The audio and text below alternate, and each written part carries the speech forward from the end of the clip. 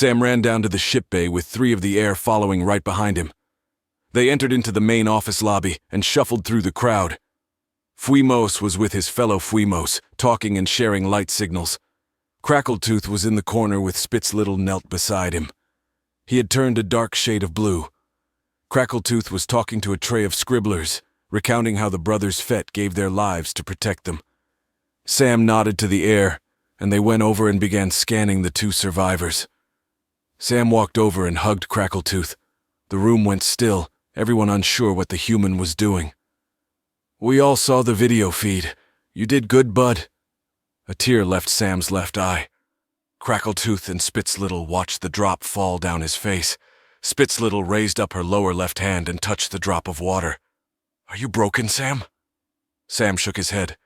"No, it's just that we lost some people.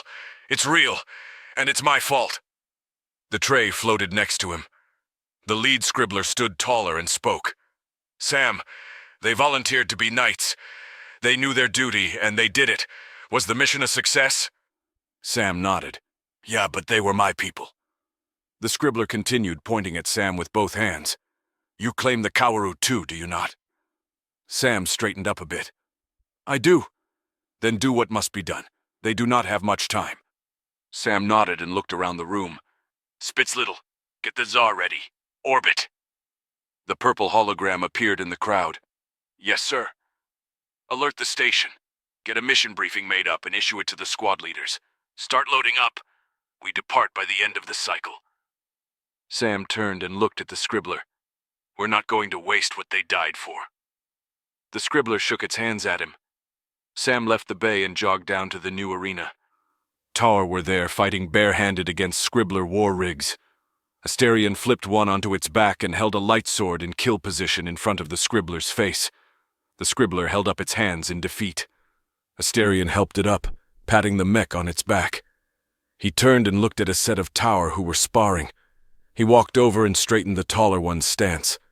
"Good form here and here, but you need to get this arm straighter, Moose." Moose nodded his large bull head. "Yes, sir, boss, I'll do better." Asterion turned and looked at Sam. Sam walked over and looked up at the Minotaur. "We have a battle plan. We're going by cycle end. You coming?" Asterion raised his fist. The room went quiet, and everyone straightened to attention. "Are the Tor ready for battle?" he shouted. The room bellowed as the Tor present howled. Asterion lowered his fist. "They are still young, but they know that they owe their existence to this place, and will help defend its people." Sam looked at the knights and Tower staring at him. He could see the feeds of the Fett replaying in his mind. "I'm glad to have you with me, but make sure they have their last wishes in place. This isn't a sure thing." Asterion put his hand on Sam's shoulder. "Get your affairs straight then, brother. These men are ready." Sam nodded. "I'm thankful for your confidence." Sam patted the Minotaur's arm and let it drop. He walked out of the arena and started jogging down the misty hallway toward the zoo. He kept jogging through the doors, through the enclosure area, and up to the Preserver lab. "Preserver!" The Preserver stepped out a back storeroom. "Yes, Sam? I need a mind map done." The Preserver cantered over, bobbing. "Planning on dying soon?" Sam nodded. "Yeah." Numerous Preserver younglings were moving ammo crates onto the Tsar. Spitzlittle watched from her observer office at the goings-on. Novacor glowed beside her. "I am Prime Operations, ma'am." Spitzlittle watched as several grazers in drop armor walked through the entry doors into the large ship. "And the Omegas?" she asked. "They are primed and charged as well." "Have you tested the shielding?" "Shielding operates within tolerances, unable to determine battle capacity yet." "We will know soon enough," she said. "Did you run load tests on the arc cannons?" "Yes, ma'am. I am in prime operations, ma'am." She watched as 20 cannons extended from the hull and swiveled on their axes. The weapons danced in place, slight arcs of lights thrummed on their tongs. Then they retracted into the hull. "Prime operations." She bobbed her ears. Sam stood at the helm, looking down into the large holotable. Asterion stood at the other side with Spitzlittle and Novacor. 3 Fuimos were monitoring the feeds in the corners, and a Preserver was watching engine levels. Sam watched as the twain grew smaller on the display. "How long until we jump?" 3 minutes, sir, Novacor said. 2 minis and 58 seconds, sir. That's good. Sam put up his hand. Get everyone to battle stations. Do not have weapons deployed, but have them charged up. Negotiation will be first step. Understood, the hologram said. Asterion stood staring at the holo display. Olivia Langdon sat in her apartment on the moon of Gaia. She watched the feed being streamed over the secondary news network of the Heilung. "God damn it!" she shouted into the still of her living room. She jumped up and screamed, "He's fucking alive! That moron! Fucking idiot Sam!" She threw a pillow across the room, knocking over a lamp. She stomped over to the wall display. She pressed a button and looked through her contacts. She found one labeled Frith and punched dial. A man with a metal cover on the left side of his face and one green glowing eye stared at her from the display. "Hello, Olivia. I can't say this call wasn't expected." "You know then? Do I know?" "Ha! I funded the development of the receiver," Frith said. "You could have told me sooner then." Olivia glowered at him. Frith shrugged. "I've been busy, my dear, but I'm very glad you're all calling. We need you." She looked at him askew. "Need me? Why do you need me?" "The museum is letting us have the Posar back." He smiled. "Our Posar?" She shook her head. "It was decommissioned, near scrapped, wasn't it?" Frith laughed. "Serve long enough and you learn not to trust in words from politicians. I had it decommissioned in looks only, mind you, no tourist would be able to activate anything. We are getting it ready, and a new rift drive installed as we speak." She swallowed back some disbelief, shutting her eyes. "And my Oblivion? I heard it was melted down. Do you still have it?" He nodded with a grin. "We have the whole set." She couldn't contain her grin. "Have you contacted the rest of my wing?" He shook his head. "No, I figured you would want the pleasure." He laughed a bit. "So when are you getting out here?" She stared at Frith for a moment. "I'll call up my brothers and sisters en route." "Good. We leave yesterday." Frith then terminated the call. Novacor stood next to Sam. "Jump departure in T-minus 10 seconds.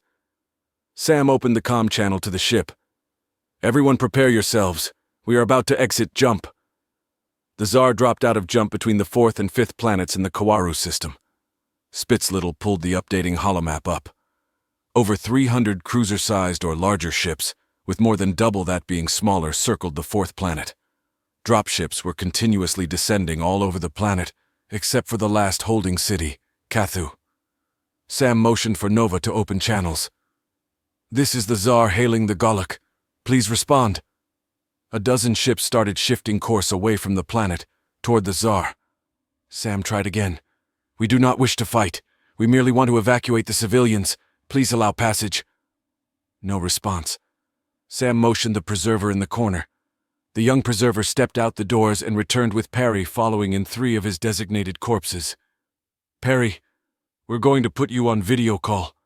Try and negotiate for us to dock and evacuate refugees." Perry clasped his hands and stood in front of the camera feed. "I am Perry, member of the Twain Clouder. I wish to speak to anyone in charge." A video feed opened up on the display. Hundreds of creatures, all bound by threads strung between them, stared back from the dark room they sat in. They spoke in unison in a dozen languages, all saying the same thing. "Do not worry, young one. We will free you. You will have first choice of your captors." Perry stared back. "I am not a captive. The captain of this ship has given me freedom to leave and join you if I wished, but I do not. I wish to assist them. I wish to aid those who you are destroying. Please, allow us to rescue the remainder of the Kawaru." The horde in the dark replied, "You use words, civilians, refugees. These are not what we use. They are food, they are shelter, they are meant for us. There shall be no liberation for them, nor for those you shelter with. Keep your center safe, young one. We will be amongst you shortly." Then the feed terminated. Nova looked at Sam with his Infinnegan face.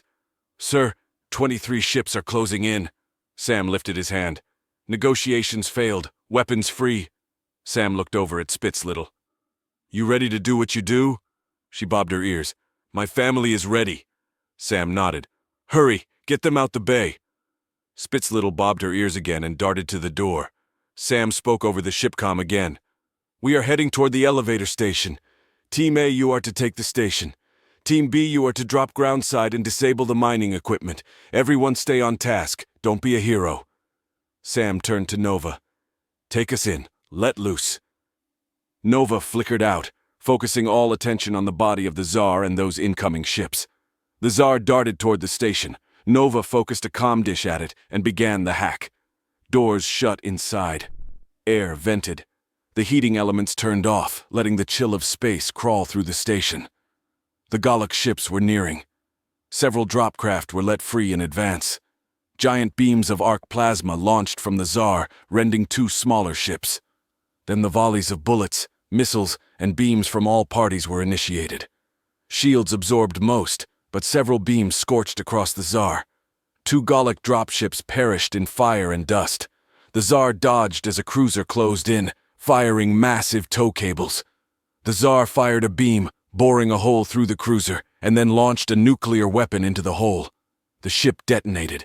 The Tsar's shields deflected most of the debris. However, some of it was surviving Galak. The slipped through the energy ripples and grabbed hold of metal, latching onto the hull of the Tsar. The knights were ready. A squad was waiting in airlocks across the ship for such an encounter. Kakole gave a hand gesture to his team, and they exited out into the vacuum. The parasitic aliens were charging, their tendrils finding purchase in the scored metal and lunging them forward in a controlled manner. The knights readied their rifles and began firing molten plasma at the creatures. They held the line as more and more Galak dropped onto the hull. The Tsar darted toward the Cathu elevator station, beams ripping out, tearing into Galak-controlled Grease ships. For everyone that was rendered still, 3 more darted through the gaps. The bay doors on the Tsar opened up. 7 Omega mechs leapt out from their berths. Light swords as tall as 4-story buildings glowed bright in their mechanical hands. Spitzlittle threw hers into a roll, spinning the blade into the hull of a Galak carrier. She withdrew her blade and stabbed it inwards again, deeper, puncturing the ship's innards. Her family followed her lead and began attacking in force. Sam checked his suit. It was in good order. A preserver handed him a plasma rifle and helped him get the ammo pack mounted on his back. Thank you. Good luck. And keep the Tsar in one piece, Sam said. The preserver stood taller. Yes, sir. I will helm the best as I can. Sam patted the 3-legged, orange-dotted creature on one of its shoulders. I hope it is enough. Sam then stepped out of the helm and jogged down to the docking hall. Novacor readied the legion of box spiders in the launch bays. Once readied, he began spewing them out as the Tsar twirled through ruined ships, nearing the station. Nova ignited the reverse thrusters, slowing the ship to a stop mere meters from the station. The station, through his controls, extended an arm to meet the Tsar. Nova kept firing all the while. The station and Tsar met with a low thud. Circuits on the arm connected, and Nova had full control of the station. Tsar's shield started extending over it, protecting it from the now continuous fire from the descending Galak ships. Sam met the tower at the docking door. Asterion was at the head of the troop and saw the human. You ready? Sam nodded. Asterion shoved the door open to a dark corridor that instantly filled with the light of lasers and plasma bursts. 2 knights at beside Asterion flicked their shields on in time to deflect the burst. Asterion held out his hand cannon and began blasting back. He cored out 2 Galak creatures, thus dropping 5 who were connected to them. Asterion charged. The tower and knights followed. Sam charged in the middle of the attackers. The door shut behind the 50 Twanians. They secured 3 rooms before they met with severe resistance. On the other side of the Tsar, a lower door opened. 10 dropcraft began their descent toward the city of Cathu below. At the edge of the Kawaru system, 14 Kratok cruisers exited jump. They dove in, carving a path of fire and mayhem. The Tsar shot out from its entrenched position, and the Kratok fleet pincered from outside. The Omega mechs were dancing from craft to craft. Some of the box spiders stuttered as Nova was maxing out his processing. He kept up the weapon barrage first and foremost, with communications and battle planning following, with the spiders last on the list of worries. The box spiders autopiloted some, when he wasn't in full control. They ripped and digested the Gallic craft, focusing on the lines enslaving the captive Gree in its core. On the foreign ships that had none of the Gree identifiers, the box spiders converted metal and gases into bombs. They would rip apart rooms, build their fiendish devices, and then flee as they detonated. 5 ships erupted as a mass unison bombing was coordinated. Orbit, back on Twain, watched with concern. Admiral Frith walked out onto the platform, his metal leg giving him a slight limp. He hobbled up to the bar overlooking the amassed humans below. They were chatting amongst themselves in dozens of different languages. One of the crew noticed their leader and went quiet. The wave of silence passed from one group to another until all were staring at the half-metal man. He spoke, their comms in their ears easily translating to their native tongues. "You have been asked to join us on this ship, because you are us. I and my people have fought many of you and yours. We are here on this Heilung station, orbiting this Heilung world in Heilung space because we gave up war." Frith held up a metal arm, framing the metal side of his face with the shining hand. "I gave limbs for my nation, as many of you have." He grabbed hold of the bar to stabilize himself again. "These worlds have taken care of us. They have healed us. They have mended us in ways our own worlds have deemed sacrilegious." Frith took a breath, his monitors scanning his vitals. "I met my wives after becoming captured in New Wadi. I was all alone, amongst a people who were not mine. I went native, and my children are proof of that. I do not regret my choice, and I love my family. Yet my nation has condemned me and revoked my pension over my choices." Frith hit the bar, denting it deeply. "I do not know this man who is fighting alone amongst foreigners." Frith pointed out at the crowd, homing in on the Oblivion pilots, and finally on Olivia. "There are those of you here gathered who do know him. Some of you grew up with this man. Some of you may have ate with him, fought with him, or even fought against him, but what matters is that you, all of you, are here today because you feel as I do." Frith leaned on the railing. "This man is one of ours, and he needs us." The crowd cheered. Frith waved them silent. "The boarding memo was explicit, but I will restate it. This is a one-way trip. The doors are closing in 5 minutes. You ride with us, you die with us. You will not see any part of the Hue for the rest of your God-forsaken lives." Admiral Frith pointed at the far bay door. "The door is open. There is no shame if you leave now." He then paused. 3 people near the back exchanged sad looks at comrades and left toward the door. Frith watched as they left. 2 more from in the crowd darted out and followed. Frith waited. No more started toward the door. As the 5 left the ship, he spoke up. "That's that then. To those of you still here, get yourselves situated. I hope you thought about your packs well.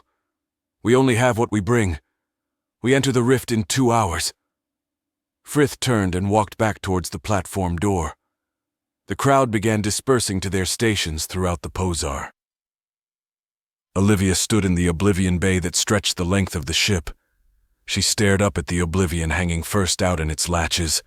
The high vibration, her fighter, hung only a few dozen feet away from her. "I never thought I'd see you again, you beast." She smiled, goosebumps crawling up her arms. The dropship slowed before they impacted the ground. Moose, one of the larger Tar, led the charge. His armor was thicker than most, with built-in shield projectors built in. He ran the front line, wielding a double-bladed light axe. It glowed white-hot as he met Gallic shock troops, flaying them as he swung. Knights and Finnegan riflemen, Craddock hand cannoners, and Grazer snipers gave support to the Tar on the front line. They moved across the ridge toward the mining camp. A giant, long-legged creature walked forward, towering over the troops. High above on its rump, multi-limbed creatures bound together by Gallic threads jumped down on them. 3 Craddock changed their firing lines and began pelting the tall beast. Moose ran towards one of the massive legs and swung into it. His axe bit, and threads erupted out of the torn flesh. He pulled back and swung again, carving a chunk out. The towering creature buckled on the leg. It fell to the side of the ridge, tumbling down into the valley below. The snipers picked off the creatures trying to crawl back up. A flock of fanged flying creatures, knit together, descended on them. The Infinigan let loose rounds, downing the foul-winged things. They neared their target, a giant drill rig covered in tons of armor and artillery. Moose waved his men to positions. They took up defenses around the borehole just as the artillery honed in and began trying to pound them into dust and blood. Sam moved through the dark station. As they entered rooms, Nova would turn the lights back on and initiate heat. Several rooms were full of Galak-controlled creatures. Sam turned a corner. A cluster of small Kawaru turned and stared back at him. The tiny, beady-eyed, fuzzy, curve-beaked creatures grouped up. Threads pulled their bodies together into a ball, and they screamed, charging toward Sam. Two Tor behind him began firing. Sam composed himself and raised his rifle, putting rounds through the Galak monstrosity. The screaming quieted, and the bodies fell limp. A knight rounded the corner, flamer ready, and torched the pile. Sam clicked his comm. "Nova, situation. We're outnumbered greatly, sir. We're holding them back, but there's too many. I've lost a dozen weapons placements. The knights on the hull have taken casualties. We need to hurry, sir." Sam nodded to himself. "Any word from the surface?" "Yes. Kathu is aware of the plan and organizing people to be ready to evacuate." Sam motioned to the troops with him. "Everyone down this way. We gotta take the elevator controls now." Asterion stood straight and looked at the soldiers. "You heard the boss. Move out." Several soldiers stayed behind to guard the safe path they carved, and the rest moved forward toward the target.